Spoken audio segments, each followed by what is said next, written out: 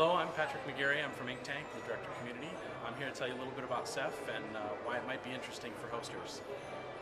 Ceph, whenever I'm asking customers and talking about how, what should we do when we're approaching our data storage needs, there's three big questions that typically need to be answered. There's time, cost, and requirements. And Ceph actually has a great story for all three of those put together. The biggest thing with time is the most precious thing out of any of these things.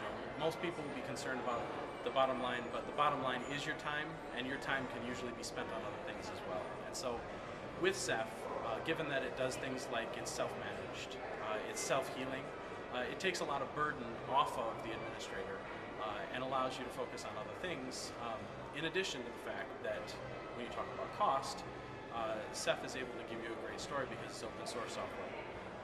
And it's able to be used on commodity hardware, so it's not the kind of thing where you have to worry about a giant forklift upgrade that not only is a huge amount of cost in a very short amount of time, but it also requires a lot of operator intervention when you talk about migrating your data and actually managing things like rebalancing your cluster if a node goes down or something like that.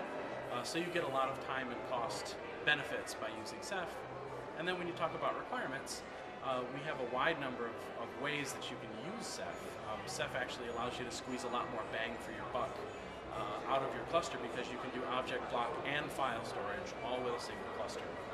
So it allows you to kind of take that commodity hardware that you're scaling out over time and service a lot of different endpoints. So whether it's a cloud stack, OpenStack type of environment where you're talking about virtual machines, images, and storage, or whether it's raw object storage that you're using for other things like backups and log stashing or things like that, or whether it's a POSIX compliant file system that you want to use to back your Hadoop cluster, or just have a file system that services a number of multi-tenancy type environments.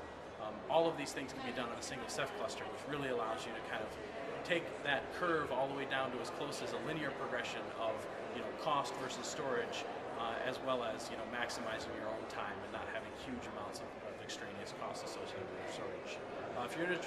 If you're interested in hearing more, head on over to ceph.com. That's CEPH as in cephalopod, and we're able to give you a little bit more information. Thanks.